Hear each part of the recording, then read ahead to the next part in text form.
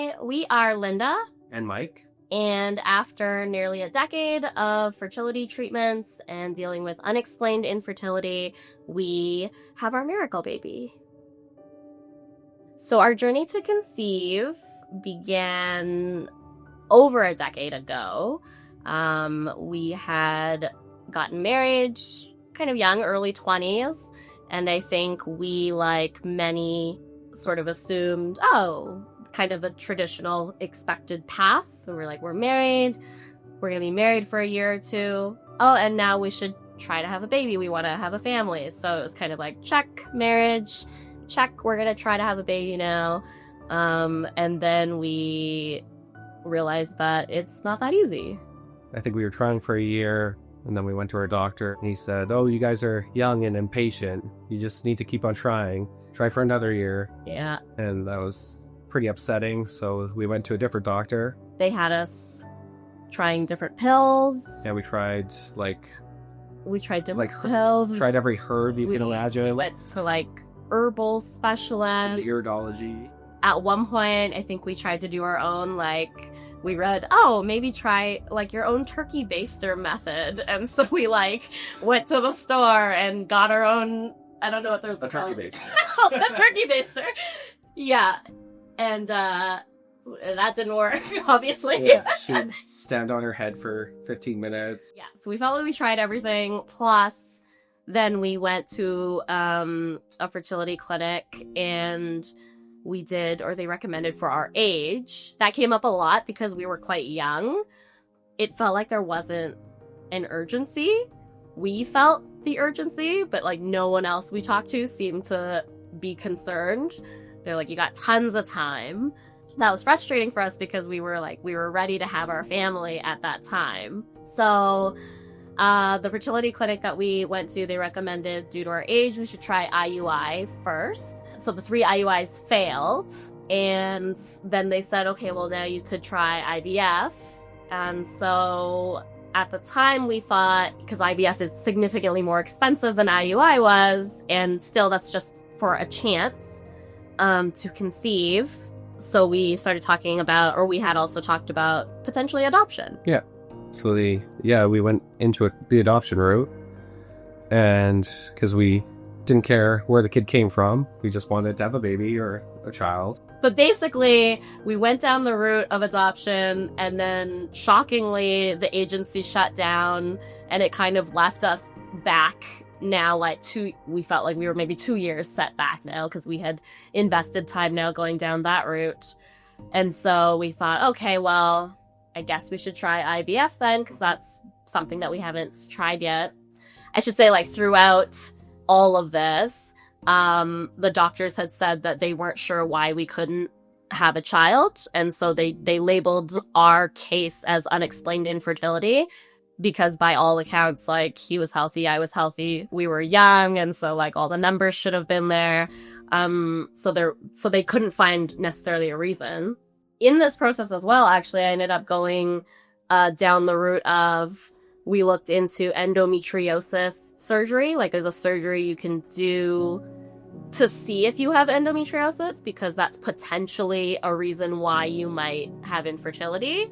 So after that surgery, we also thought maybe we'll be able to conceive naturally now that they've sort of gone in and cleaned me up a little bit. So we kept trying, for another year, and then nothing came from that. So then we went back to the IVF discussion. At that stage, we were quite open about our infertility struggles, and so the more we talked about it, the more other people kind of shared suggestions for what they did and maybe something we should look into. And so we had had someone who had a friend come back from Barbados, because they decided to do IVF in Barbados. They chose to kind of turn it into a vacation. So we were like, we could do a procreation vacation. We loved that experience, because it did also help kind of turn this very stressful situation into we did have to take a bunch of, IVF drugs, and he had to stick a needle in me multiple times for several weeks. And that's very stressful, but we then got to go to the beach, across the street right after. So that was kind of nice. Yeah. So we did IVF. We got a few embryos out of it, and unfortunately it didn't work. So then we were kind of back to like, okay, what do we do now? At that point, I was done. I'd given up. Yeah, so at that point, it had been almost 10 years since we started trying to have a kid. And we were like, well, maybe we just aren't supposed to have a kid at this point. But we had 2 embryos still frozen in Barbados. Yeah. So Linda was like, we have to at least try one more time. Those 2 embryos. So we booked another trip. So it had been about now almost a year since our IVF had failed. And then suddenly I got pregnant. We somehow, after almost a decade of fertility struggles, conceived naturally, which we didn't think was going to be possible because we had been trying for 10 years to conceive naturally. So we don't know if it was maybe just a after effect of the IVF we did. Maybe it kicked something in the right direction. Maybe it showed my body, like, this is how you do it. Or you were just still so full of hormones. Something like that. We don't know yet. So we still don't know how it happened. But yeah, so then our baby Benjimin was born March 2023.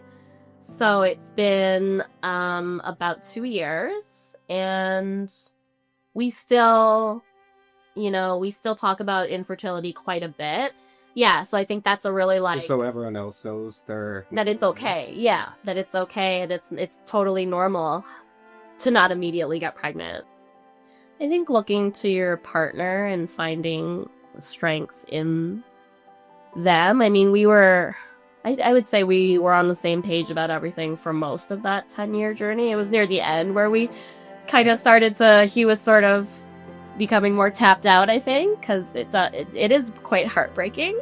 But I wasn't quite ready to give up, and we still sort of believed or wanted that there could be a child in our lives. And, it was kind of like, yeah, I'm glad that we kept going. And we always talked. I think that's important as well. We always would sort of, after every failure, it would kind of be like, where are you at? What do you want to do? Do you still want to do it?